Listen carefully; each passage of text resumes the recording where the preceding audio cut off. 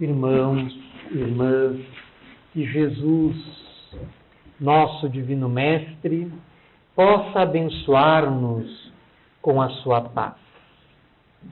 Allan Kardec, o codificador da doutrina espírita, interrogando as elevadas inteligências desencarnadas que o assessoraram no processo da codificação espírita na segunda metade do século XIX, perguntou-lhes qual o tipo mais perfeito que Deus tem oferecido ao homem para lhe servir de guia e de modelo? E os benfeitores espirituais responderam: Jesus. Nesta resposta lacônica, que é a questão de número 625 de O Livro dos Espíritos, a resposta mais curta de toda a obra, nós temos uma vinculação direta entre as propostas que os espíritos superiores estão trazendo para a humanidade e as propostas trazidas por Jesus para a renovação do ser humano. Na terceira parte de O Livro dos Espíritos, que versa sobre as leis divinas, as leis morais, os espíritos reconhecem não haver em todas as doutrinas presentes na Terra um código de moral e ética mais elevado para servir de orientação para o ser humano em todos os tempos da sua trajetória histórica no mundo do que a moral evangélica. Daí, os espíritos, ao nos brindarem com novas revelações, sancionam os ensinamentos de Jesus como os mais importantes para que nós possamos nos servir para nos melhorarmos e desta forma encontrarmos a alegria de viver, a felicidade. 7 anos depois da publicação de O Livro dos Espíritos, O Livro dos Espíritos, em sua primeira edição, foi publicado em 18 de abril de 1857. 7 anos depois dessa publicação, em 1864, Allan Kardec publicou uma nova obra, intitulada O Evangelho segundo o Espiritismo. E lá, na introdução da obra, logo no primeiro item, Allan Kardec explica que o objetivo desta obra é apresentar os ensinamentos morais de Jesus sob a ótica do Espiritismo, onde Kardec elucida que o Espiritismo vem dar continuidade às lições de Jesus. Daí a importância que essa personagem assume no contexto doutrinário do Espiritismo, de tal modo que não existe nenhum ensinamento, nenhum princípio, nenhuma lição espírita que esteja em contradição com a vida, com a obra, com os exemplos de Jesus. Nessa esteira, lançamos o nosso livro mais recente, que, como a Raquel anunciou, intitula-se A Vida de Jesus em Quadros.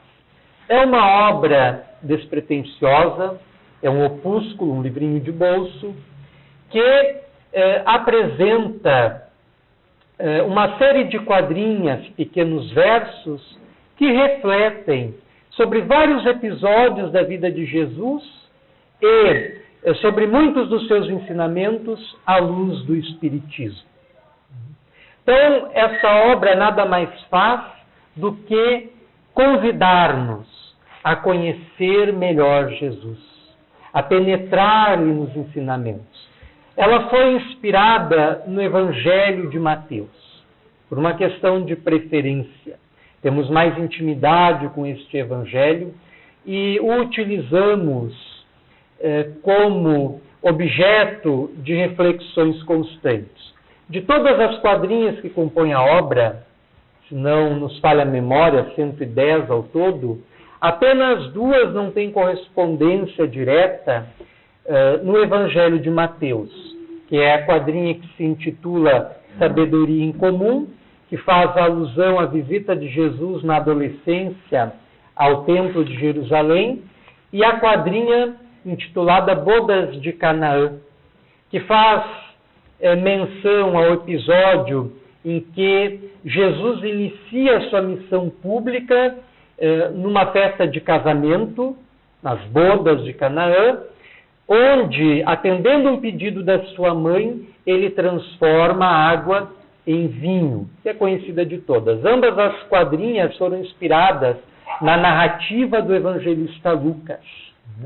Então, apenas essas 2 quadrinhas não possuem correspondência no Evangelho de Mateus.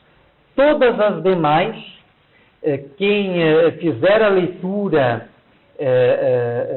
de capítulo a capítulo do Evangelho de Mateus, vai encontrar ressonância direta dessas quadrinhas no citado Evangelho. A história do Cristo. A mais sublime e bela história é a do Cristo em sua trajetória. Como ratificam e reconhecem os espíritos superiores de todas as criaturas humanas que já peregrinaram pelo nosso plano existencial, Jesus é a que mais se destaca pelo conjunto da sua obra e das suas lições. E não é por outra razão que eles nos apontam como roteiro, como exemplo, como guia que deve pautar o circuito da nossa existência, que deve pautar a nossa rotina existencial. Então nós precisamos cada vez mais nos voltarmos para Jesus, penetrando-lhe a psicologia superior, que é diferente da psicologia na qual nós estagiamos. A mente de Jesus se encontra no futuro. Para onde rumam as nossas mentes que se encontram no presente, mas muitas vezes presas ao passado? Nem sempre digno de orgulho, onde caímos muitas vezes, onde erramos muitas vezes, onde nos equivocamos muitas vezes. Então, a psicologia de Jesus é uma psicologia superior, e é por isso que os seus ensinamentos são dotados de atualidade e de validade para os nossos dias, por encerrarem princípios que são transcendentes, que são de todos os tempos e que possuem valor em todos os lugares, neste planeta ou em qualquer outro planeta do cosmos, onde as N civilizações existentes tomarem conhecimento desses princípios, porque refletem os princípios universais que nos organizam a vida, que nos organizam a existência. Eis o mapa da Palestina no tempo de Jesus. Ela estava dividida em 3 áreas principais, mais ao sul a Judéia, no centro a Samaria e ao norte a Galileia. E Jesus desempenha a sua missão nessa região, que é uma região muito limitada comparada às dimensões do nosso país, por exemplo.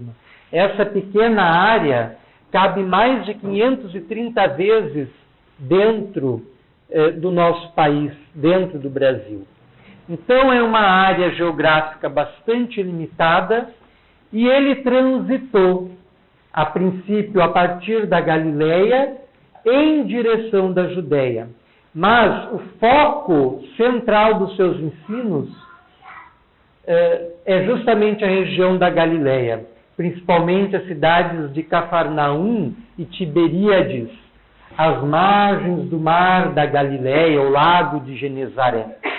Ali é o palco das lições mais importantes, dos ensinamentos mais relevantes, dos exemplos, das curas, entre aspas, dos milagres operados por Jesus. Depois ele ruma para a Judéia, onde também há uma nova fase nas suas pregações, uma nova fase na sua missão, onde ele começa a anunciar a sua paixão, a sua morte próxima, e onde ocorre os trâmites da sua condenação e da sua crucificação. Então, Jesus, geograficamente, desenvolve a sua missão, que segundo os relatos evangélicos durou um espaço de 3 anos, do norte da Palestina para o sul, da Galileia para a Judéia. A vinda de Jesus. Veio o arcanjo Gabriel ao encontro de Maria, falou-lhe de Jesus com ternura e alegria. A vinda de Jesus está assinalada pelos episódios mediúnicos mais significativos. Maria, José, alguns religiosos da época noticiam a ocorrência de interferências espirituais. A figura do arcanjo ou do espírito Gabriel é recorrente nas páginas evangélicas e ele vem como porta-voz da Boa Nova, da vinda do Messias, da vinda do enviado de Deus para trazer à humanidade uma proposta de libertação do sofrimento, uma proposta de renovação da consciência. Então, a presença de eventos mediúnicos que antecederam a vinda de Jesus e que acompanharam todo o processo da sua encarnação do mundo e todo o tempo em que ele permaneceu aqui é mais que evidente. Porque o céu e a terra, durante a vida de Jesus, estão casados, estão interpenetrados, como acontece até os dias de hoje. O que acontece na terra repercute nos planos espirituais que são circunvizinhos ao espaço físico geográfico em que transitamos, e o que acontece nas regiões espirituais superiores ou mais inferiores ligados à Terra repercutem em nosso plano existencial. Estão aí as obsessões, em que há intercorrências espirituais negativas, estão aí as grandes inspirações que provêm das regiões espirituais mais altas, onde surgem novidades tecnológicas, belas criações literárias, conquistas sociais e políticas. Tudo ocorre primeiro no mundo espiritual e vem de lá para cá, através dos canais da intuição. Então, o nascimento de Jesus foi precedido de inúmeras revelações espirituais de caráter mediúnico. A intimidade de Maria com o espírito Gabriel é muito grande.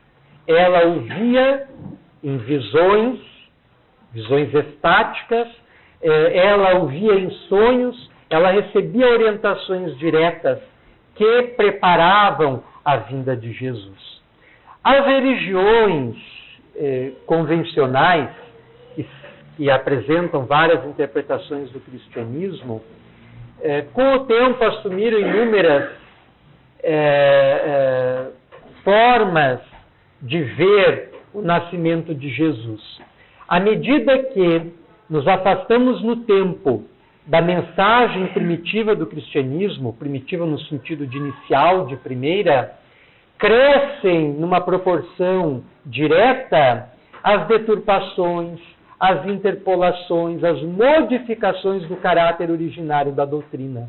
Então, quando o cristianismo se transforma, por exemplo, em religião oficial do Império Romano, no século IV da era cristã, quando nasce, então, o que nós conhecemos como catolicismo, nós temos um casamento das ideias cristãs primitivas com a religião pagã presente nos templos romanos. Então houve uma mistura entre os ensinamentos iniciais de Jesus e os ensinamentos pagãos. E é aí que a figura humana de Jesus passa a se tornar uma figura divina. E as religiões transformam Jesus em Deus, o que ele não é. Jesus é alguém como nós. É um ser espiritual como qualquer um de nós, mas que nos antecedeu no tempo e no espaço em sua trajetória evolutiva. O ciclo de desenvolvimento que, sob os seus auspícios, sob a sua égide, sob os seus cuidados amorosos, nós desenvolvemos na atualidade planetária, ele, por sua vez, desenvolveu em outros planos, em outras esferas que saem em outros universos, e recebeu de Deus a missão de acompanhar o processo de desenvolvimento da Terra e das criaturas que nela se encontram. Então, no Evangelho de João, por exemplo, nós vemos o texto iniciar da seguinte forma: eu sou o verbo do princípio, em que Jesus faz alusão direta à sua missão de constituir a Terra, desde do seu desligamento da nebulosa solar para esculpir a sua estrutura geológica do plano espiritual até a atualidade e até a redenção do nosso planeta e a redenção de todas as suas criaturas. Até todos nós conseguirmos concluir o nosso ciclo de desenvolvimento espiritual. Então, Jesus é um ser espiritual que nos antecedeu nessa caminhada. A caminhada que ora fazemos, ele já fez. É como se fosse para nós um irmão mais velho. Mas não é Deus. Então, as religiões o divinizaram. O que era muito comum nas tradições mitológicas antigas. Nós temos, por exemplo, na mitologia grega e romana, a união de muitos deuses com mortais, das quais nasceram heróis. E segundo as narrativas bíblicas, Jesus teria sido fruto de uma união espiritual do Espírito Santo com Maria, que seria virgem, e teria então concebido Jesus. Só que isso é uma interpretação mítica, que afasta Jesus de nós, que afasta Jesus da condição humana e o aproxima mais da condição divina. Então, algumas considerações. Ao longo do tempo, em muitas culturas e tradições, a questão sexual foi vista como algo impuro, o que não é. Daí a necessidade que os teólogos primitivos que fizeram a redação dos textos evangélicos, a necessidade que eles encontraram de fazer Maria virgem antes da concepção de Jesus. Um estudioso do Espiritismo, chamado Eliseu Rigonati, numa obra muito interessante, intitulada Evangelho dos Humildes, é uma obra bem antiga, onde ele analisa todo o Evangelho de Mateus, versículo a versículo, sob a luz do Espiritismo. Ele faz uma interpretação muito interessante da virgindade de Maria, apontando essa virgindade como uma alusão à sua pureza espiritual, à sua condição de espírito evoluído, que vinha para a Terra com a missão de ser o veículo físico através do qual chegaria a Jesus. Então, é uma interpretação muito interessante e que humaniza Jesus. Não há nada mais belo do que Jesus ser filho de um pai e de uma mãe, como cada um de nós o é. Isso lhe impõe a condição humana e todas as dificuldades e todos os desafios que ela acarreta. Se Jesus fosse um ser divino, como as tradições mitológicas do cristianismo querem, com o mérito que ele possuiu frente às experiências humanas, não há mérito algum. porque ele é divino, mas a sua condição humana lhe sujeita a todas as dificuldades, a todos os problemas, a todos os dramas, a todos os desafios aos quais nós estamos sujeitos enquanto seres humanos. A pobreza, as dificuldades orgânicas, os dramas familiares, as desordens sociais, as dificuldades de toda sorte. Então isso torna Jesus mais próximo de nós e faz as suas lições, os seus ensinos, os seus exemplos serem dotados de uma significância maior, porque nos demonstra que assim como ele conseguiu viver no mundo num padrão de vida superior, nós também podemos. Por isso que ele afirmou: tudo o que eu fiz, vós podereis fazer também, e muito mais. Porque ele tinha esse entendimento, ele tinha essa visão. A manjedoura. Tendo uma manjedoura por berço, quis Jesus ensinar à humanidade que para estar próximo de Deus é indispensável a humildade. A abstração feita, a narrativa, talvez também de um caráter mitológico, presente no nascimento de Jesus, nós temos na manjedoura um símbolo que remete diretamente à humildade. Jesus, pela sua envergadura espiritual, poderia ter nascido príncipe, filho de um rei, filho do imperador romano, porque a Palestina na época estava sob o domínio dos romanos. Quando Jesus nasceu era o período da Pax Romana, imperava Augustus, o primeiro imperador de Roma. Ele poderia ter nascido como filho de Augustus, não o fez. Escolheu o seio de uma família singela, uma família convencional como qualquer outra família da terra. Recebeu instrução rudimentar, que a família podia lhe dar, recebeu a educação básica que todas as crianças palestinas na época recebiam, e foi suficiente para ele transformar o mundo. Então, a manjedoura remete à humildade, que foi um dos aspectos centrais da sua mensagem, do seu ensino. Notáveis qualidades. Jesus, desde pequeno, apresentou singularidades, destacando-se em seu meio por notáveis qualidades. Todos nós, quando encarnamos, ou no nosso caso, reencarnamos na Terra, nós trazemos a nossa herança, trazemos conosco a nossa herança espiritual. Toda a bagagem das outras vidas, as conquistas morais, as conquistas intelectuais, as aptidões, as emoções, os sentimentos estão presentes. Como todos nós nos encontramos numa linha evolucionária mediana, a nossa consciência, ao encarnar ou reencarnar, sofre o impacto direto do meio em que se encontra, o que não se dá com as grandes mentes, com as mentes que já estão no futuro. Os espíritos mais avançados, quando eles encarnam ou reencarnam, no caso de Jesus, Jesus encarnou, não reencarnou na Terra, porque foi a primeira vez que Jesus esteve na Terra. Então Jesus encarnou.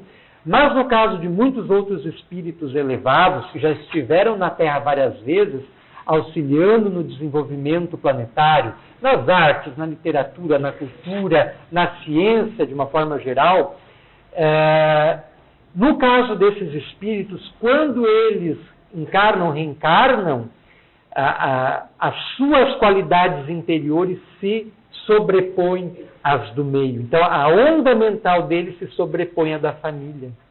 Então, ao invés deles influenciarem, ao invés dele ser influenciado pela família, ele tem uma influência maior sobre a família. E foi o caso de Jesus. Logo, na sua meninice, na sua infância, mais tarde na sua adolescência, a família não conseguia entender de onde ele tirava a sua sabedoria, o seu entendimento das coisas, o seu olhar percussiente, a visão que ele tinha do meio. Porque ele não aprendera isso do ambiente familiar. Indo ao Templo de Jerusalém, no início de sua adolescência, Jesus impressiona os sacerdotes com a sua profunda sapiência. Então, essa quadrinha, Sabedoria em Comum, faz referência a um episódio narrado no Evangelho de Lucas, que é justamente quando a família de Jesus ruma para o Templo de Jerusalém. Eles estão lá no norte, lá na região da Galileia, rumam para a Judéia, onde se encontra a cidade de Jerusalém, e apresentam Jesus ao templo. E quando estão voltando, não encontram mais Jesus, e José e Maria voltam. Estão preocupados, não sabem onde está Jesus. E o encontram confabulando com os sacerdotes do templo, que estavam boquiabertos, estupefatos, surpresos ante a sabedoria de Jesus. Não sabiam como uma criança, como um adolescente, podia ter tanto conhecimento e entendimento tão profundo da lei mosaica, da lei judaica, que superava o entendimento que eles tinham. E isso causou verdadeira surpresa para eles. Carpintaria. Era muito comum na época o filho seguir os passos do pai. Ante as duras lides da carpintaria, Jesus nunca disse nenhum ai. Então é muito provável que Jesus tenha aprendido desde cedo, junto ao seu pai que era carpinteiro, as duras lides da carpintaria, aprendendo a sustentar-se através do trabalho. Então nem Jesus abriu mão do trabalho para sustentar-se. Auferiu a sua sustentação através do trabalho. O apóstolo Paulo, da mesma forma, o apóstolo Paulo, antes ele era um doutor da lei e vivia às expensas do judaísmo. Quando ele se converte ao cristianismo, depois do encontro que ele tem com Jesus na estrada de Damasco, ele abandona o judaísmo, abre mão do seu posto religioso e aprende o labor da tecelagem e passa a viver do seu trabalho e não às expensas das ideias cristãs. O reino de Deus. Eis que principia Jesus sua grande e nobre missão, falando do reino de Deus existente em cada coração. A mensagem de Jesus era destinada mais aos povos do futuro do que às pessoas às quais ele se dirigia. E é uma mensagem muito subjetiva, que deve ser entendida portas adentro do coração. É uma mensagem calcada nas dimensões interiores, na interioridade da criatura. Então, o reino de Deus, que na época as pessoas não tinham uma compreensão muito ampla da realidade espiritual. Os judeus, por exemplo, tinham a ideia do Sheol, que seria uma morada subterrânea dos mortos. Da mesma forma que para os gregos e os romanos, o mundo dos mortos era um mundo subterrâneo, eles não tinham uma compreensão mais ampla da vida futura, da imortalidade, das dimensões espirituais. E Jesus vem falar do reino de Deus, mas não como algo que está fora do ser, mas sim como algo que está dentro da criatura. Como querendo dizer que toda a nossa realidade ergue-se a partir da nossa intimidade. Toda a nossa realidade existencial parte daquilo que nós somos enquanto seres espirituais. O reino de Deus está dentro de nós. O Sermão da Montanha. Sob a montanha, dita o mais belo discurso, desafiando o tempo em todo o seu percurso. Não existe discurso histórico mais profundo, mais importante, mais transcendental do que o Sermão da Montanha. No Evangelho de Mateus, ele se desdobra em 3 capítulos, capítulos 5, 6 e 7, e condensa o cerne, o centro da mensagem cristã. E não existe discurso mais belo, mais sublime, inicia pelas bem-aventuranças, né, e vai por uma série de outros ensinamentos de uma profundidade difícil de dimensionar, de abarcar. Esse texto tem empolgado e comovido as mais diferentes criaturas das mais diferentes culturas através da história. Leon Tolstói, escritor russo, sensibiliza-se profundamente com a leitura e principalmente o entendimento espiritual do Sermão da Montanha. E entra numa fase mística, onde ele começa a escrever sobre o cristianismo, mas segundo as suas origens primeiras. Ele tem um livro extraordinário, intitulado O Reino de Deus, de Leon Tolstói. É a fase posterior, depois dos seus romances que o consagraram como grande mestre da literatura moderna.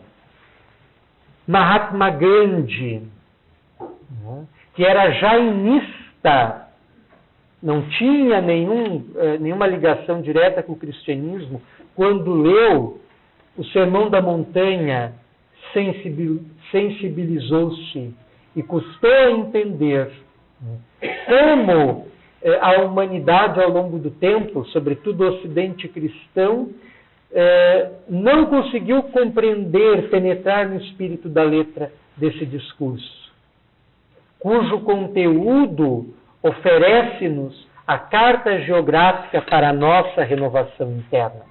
Apresenta os pontos cardeais e colaterais necessários para fazermos a nossa mudança interna. Acho que havia sido avisado que vai ter duração de 45 minutos. Eu vou tentar cumprir esse prazo. Sede perfeitos. Esforça-te dia a dia para que teu coração reflita com nitidez a divina perfeição. Então agora são uma série de quadrinhas inspiradas no Sermão da Montanha. Todas essas quadrinhas, elas refletem o conteúdo, a essência do texto, que não foi sempre possível em relação à sua forma, que foi adaptada para ser enquadrada dentro da rima. Então, esforça-te dia a dia para que teu coração reflita com nitidez a divina perfeição. Então, nós caminhamos para Deus. E a nossa mente, a nossa alma deve refletir cada vez mais a divindade. Por isso que Jesus ensinou e recomendou: sedes perfeitos. Oração sincera. Não existe maior oração do que a feita com sinceridade, emergindo do coração em linha reta para a divindade. Então a oração é o meio que nós temos de nos comunicarmos diretamente com Deus. Não precisamos do concurso de ninguém para fazer isso. E a oração que os outros fazem por nós não tem o mesmo valor e o mesmo sentido que a oração que nós fazemos por nós mesmos. Porque quando nós oramos, a nossa mente se projeta para as regiões superiores. Entra em contato direto com Deus, com Jesus, com os espíritos superiores que nos regem, que nos protegem, que nos guiam, com os nossos mentores espirituais. Então a oração é fundamental para o nosso equilíbrio e para o nosso bem-estar espiritual e material. O teu tesouro. Onde está o teu tesouro? Aí está o teu coração. É fama, poder, ouro? É amor, paz, perdão? A amiga que fez a correção dessas quadrinhas, ela não é espírita, e quando repassamos o texto junto, ela brincou que ela estaria perdida por aqui. E eu comentei com ela que é o caso de toda a humanidade. O terceiro verso faz menção à realidade material, às preocupações mundanas, né? Fama, poder, ouro, tudo que nos remete às preocupações terrenas. E o quarto verso, amor, paz, perdão, nos remete às coisas espirituais, às coisas transcendentais, às coisas do sentimento, da emoção, às coisas da moral, às coisas de dentro em relação às coisas de fora. O segredo é conseguirmos nos equilibrar, né? Dosando os nossos interesses entre as nossas buscas materiais e as nossas buscas espirituais. O cisco no olho. Quem enxerga o cisco no olho do seu irmão, quase sempre está cego para a própria imperfeição. Então esse é o famoso ensinamento de Jesus, né, que advertia principalmente os fariseus, né? Observais um cisco no olho do vosso irmão, mas não percebeis a trave que se encontra sobre o vosso, obstaculizando a visão. E é o que nos acontece. Às vezes nós somos cegos para as nossas imperfeições, mas vemos muito bem os defeitos, as dificuldades daqueles que nos cercam, principalmente dentro de casa. Temos que mudar isso. Buscar enxergar no outro o que ele tem de bom, o que ele tem de belo, e reforçar essas qualidades. Pedir e obter. Pedi e recebereis. Tende, pois, perseverança. Aquele que se esforça, tudo vence e alcança. Tempestade acalmada. Em pleno mar da Galileia, numa terrível tempestade, Jesus reconduz as águas à sua anterior tranquilidade. Aí também nós podemos enxergar, identificar nessa passagem evangélica um sentido oculto, mais metafórico. A tempestade acalmada por Jesus talvez não seja aquela dos elementos físicos, talvez seja aquela que nós devemos aprender a acalmar com a nossa força de vontade dentro de nós. É a tempestade do medo, da incúria, do ressentimento, do ódio, dos sentimentos e pensamentos ruins. Essa tempestade que nós precisamos acalmar. A cura de um cego. Um homem cego trazido até Jesus, quando foi tocado, viu de novo a luz. Então Jesus era dotado de um poder de cura muito grande. E para curar, impunha as mãos. O mesmo que ocorre nas casas espíritas atualmente. E em vários outros templos ligados a diversas denominações religiosas. A cura através da imposição das mãos. É uma transmissão energética, uma transmissão fluidoterápica.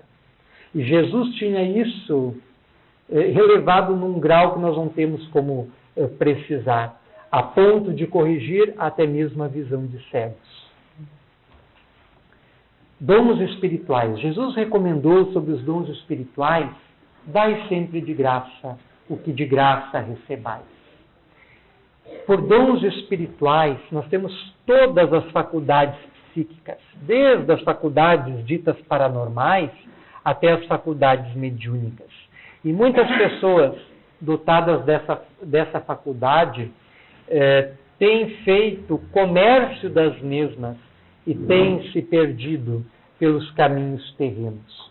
Na obra Os Mensageiros, nos primeiros capítulos, o espírito André Luiz, através do médium Chico Xavier, narra o caso de vários espíritos que quando estiveram na Terra, na última encarnação, foram médiums, foram doutrinadores, tiveram as suas faculdades espirituais mais avançadas e faliram em suas missões e voltaram para a espiritualidade numa condição de desequilíbrio profundo. Então é necessário que todos nós que possuímos os nossos dons espirituais colocarmos a serviço dos nossos semelhantes, para auxiliá-los desinteressadamente. O ensino através de parábolas. Jesus falava por meio de parábolas, tanto ao ignorante quanto ao sabido, pondo seus ensinos em histórias, a fim de ser melhor compreendido. A metodologia usada por Jesus é fantástica, porque ele se utiliza de elementos que eram comuns ao povo ao qual ele falava, para introduzir os seus ensinamentos espirituais. Ele compara o reino de Deus ao fermento, ao trigo e ao joio, e por aí vai.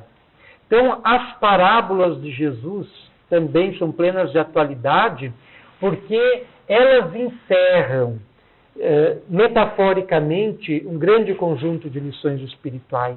E o Espiritismo nos apresenta a chave para abrirmos, para interpretarmos essas parábolas. Avançando mais rapidamente em função do texto. Elias e João Batista. Jesus revelou que o profeta Elias, dando seguimento à sua missão, reencarnou como João Batista em novo tempo e nova condição. Tudo o que o Espiritismo diz hoje, Jesus disse abertamente e também veladamente no seu tempo. Jesus ensinou a reencarnação. Só vir mais adiante. No episódio da Transfiguração, que é o capítulo 17 de Jesus, nós temos toda a doutrina espírita.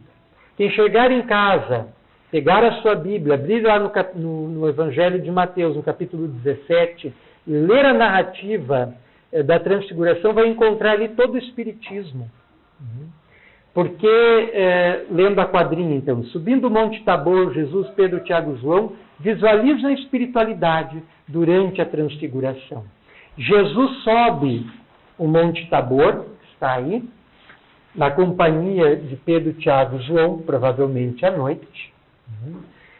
E lá ocorre uma manifestação mediúnica, onde se materializam. Primeiro Jesus se transfigura, se apresenta aos discípulos que o acompanharam na sua condição espiritual, ser de luz, e materializam-se duas figuras importantes. Moisés, que tinha desencarnado no mínimo 12 séculos antes, e Elias, que havia desencarnado entre 8 e 7 séculos antes de Jesus. Duas figuras centrais no Antigo Testamento. E confabularam com Jesus. Os evangelistas, nenhum deles fazem referência ao conteúdo dessa fala. Talvez até por não ter sido compreendida por eles. Mas nós temos ali um evento mediúnico. E quando eles estão descendo do Tabor, Jesus revela que João Batista, que foi seu precursor, era o profeta Elias reencarnado.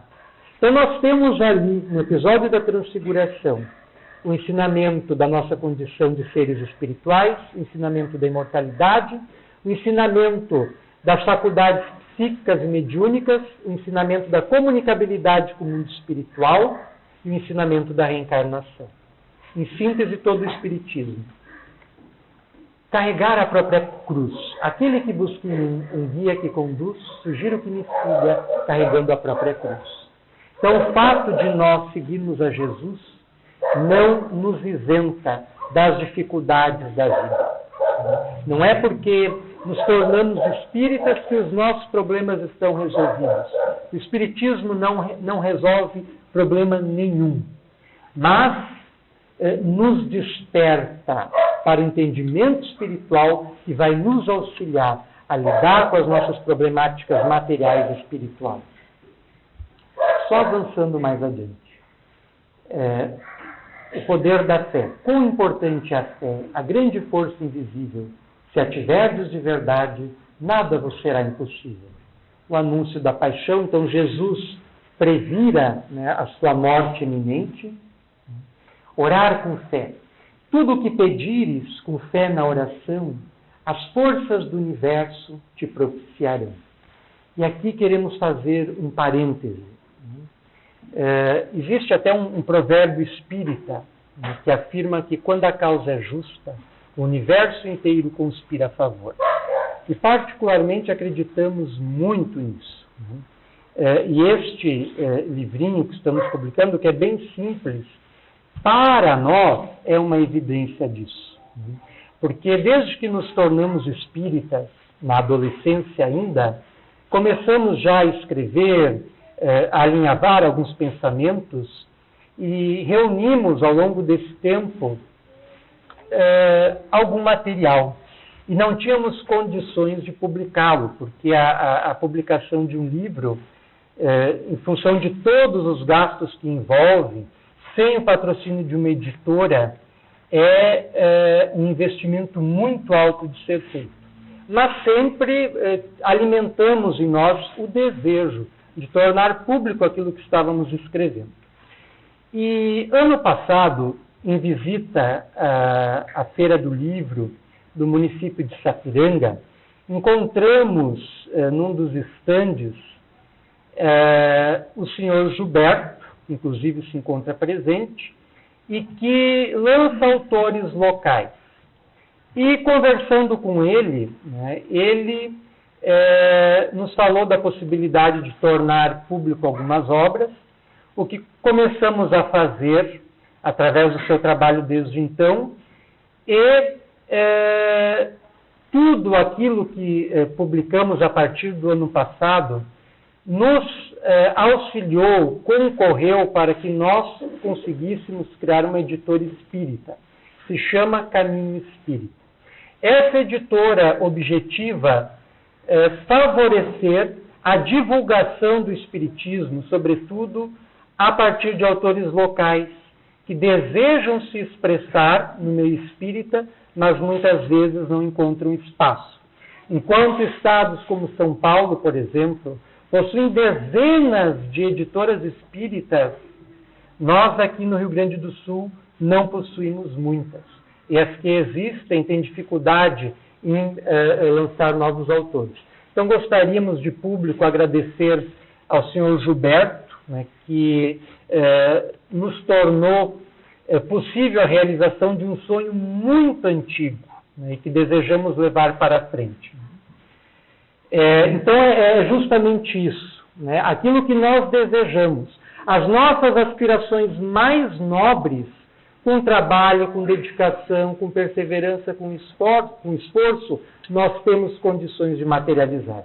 Avançando para o final, em função do tempo, né, nós sabemos, né, que Jesus foi, então, traído, né, pelos seus discípulos mais amados, sobretudo Judas, né, foi condenado injustamente, foi crucificado, mas a morte apenas o libertou do corpo. E pouco tempo depois da sua morte, ele reapareceu. No episódio que os evangelhos narram como sendo da ressurreição. E ressurreição significa ressurgir. Apenas isso.